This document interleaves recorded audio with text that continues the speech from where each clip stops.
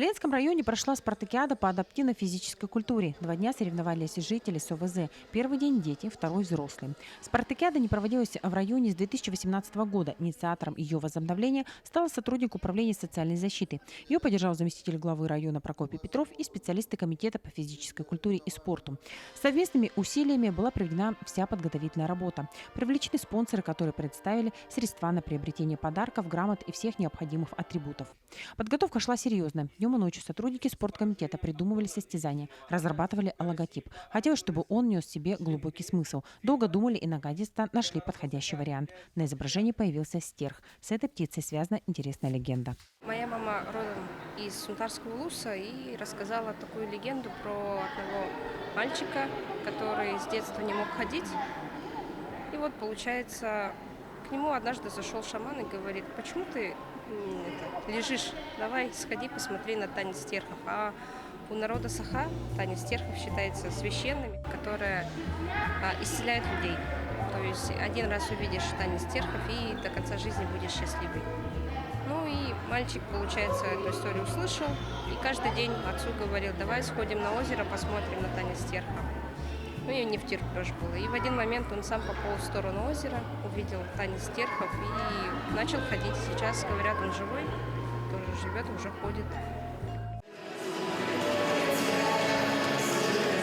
Первый день спартакиады по адаптивно-физической культуре проходил для детей. В спортивном зале «Карат» собрались особенные ребятишки с ограниченными возможностями здоровья. Всего 45 человек. Среди них ученики коррекционной школы, ребята, посещающие спортивный зал адаптивно-физической культуры, в общем, те дети, которые ведут активный образ жизни, несмотря на ограниченные возможности здоровья.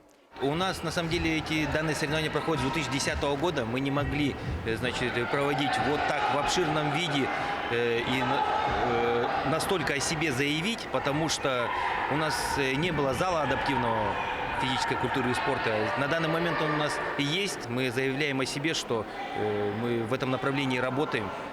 Перед началом соревнований для ребят ведущие спортсмены Якутии провели мастер-классы по шашкам и шахматам, дартсу, настольному теннису, стрельбе из пневматической винтовки и луку.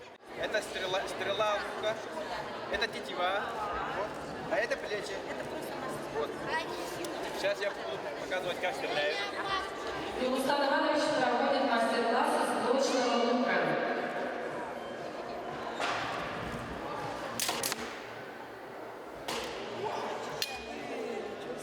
Дилустан Захаров – мастер спорта по стрельбе из лука. Багаж знаний этого молодого человека очень велик. Поэтому, признается Дилустан, у него возникла потребность делиться своим опытом, чтобы люди с ограниченными возможностями здоровья не опускали руки, а жили активной жизнью, не боясь и не стесняясь общества. Я вот поддерживаю именно, что вот такие масштабные мероприятия, а не там где-то, где никто не знает, да, там в маленьком зале, только родители и все, да. А именно масштабность должна быть, что люди должны знать, где вот такие ребята могут позаниматься, какие люди есть. Вот у нас же, как сказать, менталитет же такой, что получил травму, да, например, и очень долго сидят дома, не выходят, не знают, какие мероприятия проводятся, можно ли заниматься спортом.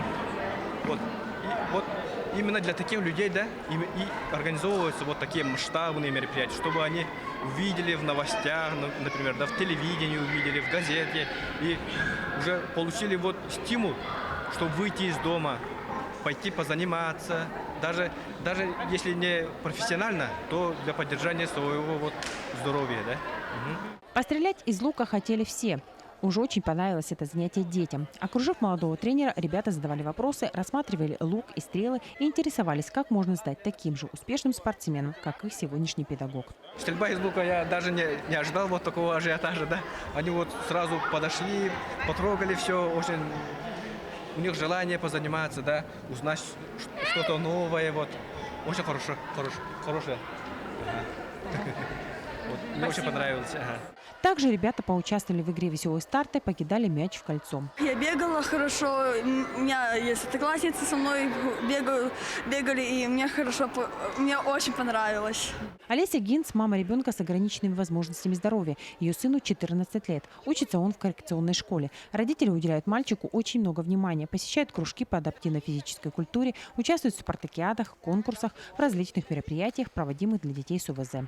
Хотелось бы, чтобы побольше было развлечений вот таких, дети, чтобы были заняты, потому что как бы особенные детки, они очень даже как бы сложные, да, с ними надо подход.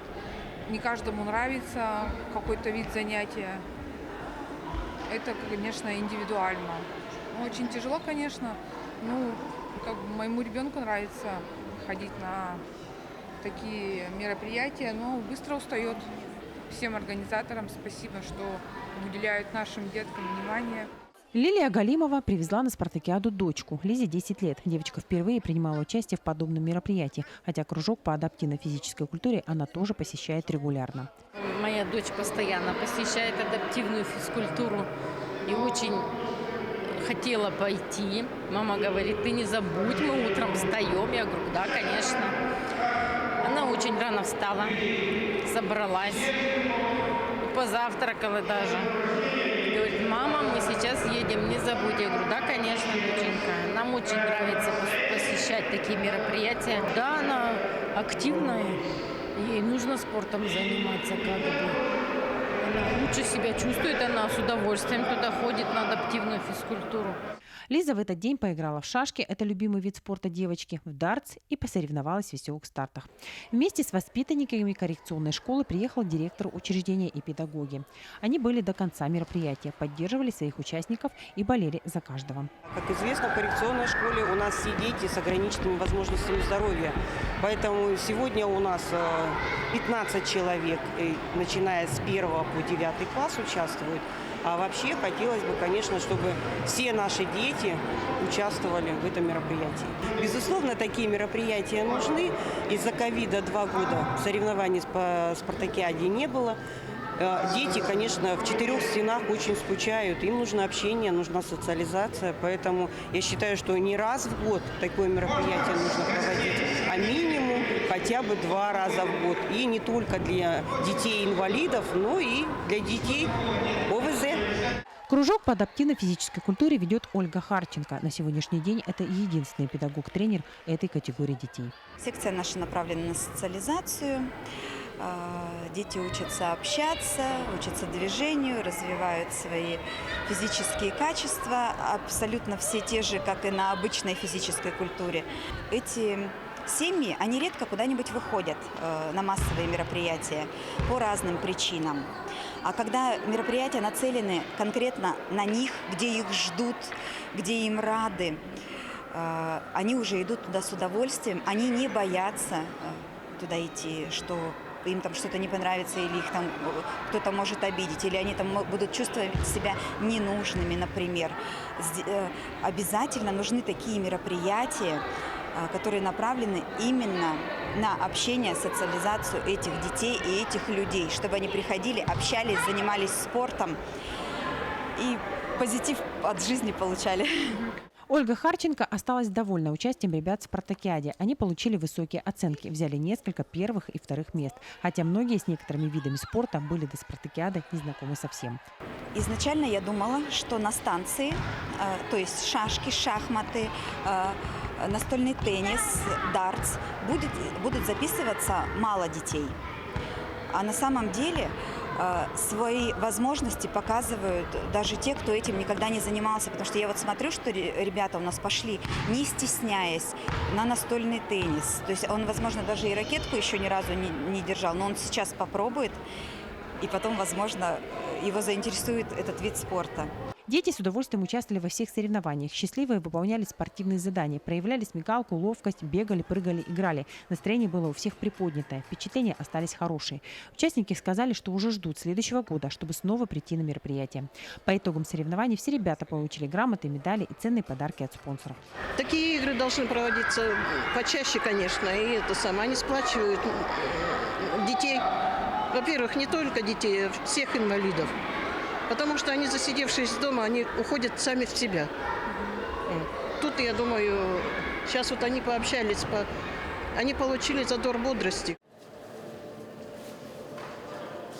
Во второй день соревновались уже взрослые. Участников тоже было более 50 человек. Целые делегации приехали с деревень. Так, с Бичинчинского наследия в спартакиаде приняло участие 9 человек. Участвуем во всех видах спорта. Ой, я сегодня в шахматах участвовала, конечно, да. Но женщин в шахматах почему-то нету, поэтому я заняла первое место, хотя проиграла всем. Мастер-класс сегодня хороший проводили по теннису. Мне очень понравилось, да. Вот, почаще бы что-нибудь такое, конечно, да. Ну, мы бы приезжали, конечно, да. И хорошо бы было, чтобы в деревню нам, например, в месяц один раз машину выделяли, чтобы мы приезжали. Виталий Абросимов преодолел 100 километров. Он приехал с села Южная Нюя. Мужчина занимается спортом, несмотря на то, что он много лет является инвалидом второй группы. И потому что мне же еще потом далеко идти, мне 100 километров идти до Южной Нюи. Я же спортсмен в душе. У меня черепно-мозговая травма, но я же хожу на ногах, я уйду. Вот эти вот мероприятия, вот честное слово, это так приятно и так правильно. Сергей Замарский, как и все участники спартакиады, остался доволен. Здесь впервые у мужчины появилась возможность попробовать свои силы в стрельбе из лука и пневматической винтовки. Просто пробовал первый раз, вроде как по мишени посмотрел, неплохо отстрелялся, да. В дарс откидал, ну, тоже не очень. Вообще, да, как бы понравилось, да? Да, мяч хотел покидать баскетбольный, но опоры у меня нет, ноги слабые, вот не смогу, наверное, кидать. Вот. А так, в общем, все хорошо, красиво. Вот звезды приехали, сфотографировался за звездой, вообще супер. Мастер-класс. Да, с лука стрелял, вот, даже в девяточку попал, вот. Светлана Барыбина – одна из активистов общества инвалидов. Женщина старается принимать участие во всех мероприятиях, любых, культурных, массовых, спортивных. Спартакиаду тоже, конечно, не смогла пропустить. У нас сегодня проходили соревнования по многим играм. Я участвовала в дарс, игра в дарс, шашки, и еще собираюсь участвовать в бросок в кольцо. Успели и очень понравилось. А прежде чем идти сюда, мы придумали, наше общество инвалидов, придумали свой девиз. Мы сильные духом, спортивный народ. Стремимся к победе и только вперед. Многие люди не выходят из дома, и мы с трудом некоторых прямо по домам ходили и вытягивали, чтобы они более активными были. И вот хотелось бы, чтобы вот это почаще проходило, и они, возможно, привыкнут. Многие, чтобы поверили в себя. Это очень интересно. Участвовали в спартакиаде и постояльцы дома-интерната для престарелых и инвалидов. 2 дня для удобства участников спартакиады работали волонтеры. Ребята – ученики Ленского технологического техникума. Я волонтер и помогаю людям с ограниченными возможностями для того, чтобы они чувствовали себя здесь очень сильно хорошо. Много кто благодарен. Я люблю вообще нести помощь, особенно старшим людям, так и маленьким. Дартс, шашки, шахматы, стрельба из лука. Эти дисциплины подбирали организаторы с учетом возможностей соревнующихся. Феноменальные спортивные результаты здесь дело десятое. Борьба шла не с соперниками, а с собственным недугом. Несколько десятков ленчан благодаря спартакиаде доказали себе и другим, что невозможное возможно.